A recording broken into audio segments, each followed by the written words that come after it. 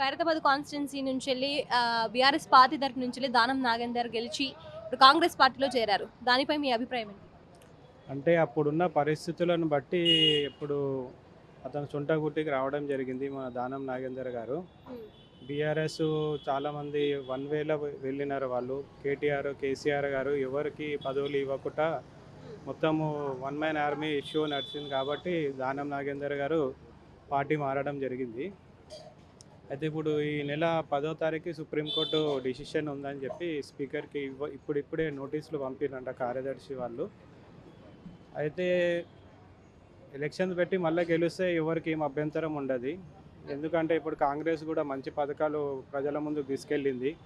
ఇందిరమ్మ ఇల్లులు, కళ్యాణ లక్ష్మి, ఉచిత బస్సు, ఉచిత కరెంటు అవన్నీ వల్ల ప్రజల్లో కొద్దిగా పాజిటివ్ ఉంది కాబట్టి తొందరలో పార్టీ మారిన వాళ్ళు కూడా ఎలక్షన్ పెట్టి మళ్ళీ విజయకేతనం ఎగిస్తే పార్టీకి కూడా ఎటువంటి సమస్య ఉండదని మా మళ్ళీ ఎలక్షన్స్ పెడితే దానం నాగేందర్ గెలిచే అవకాశం ఉందా?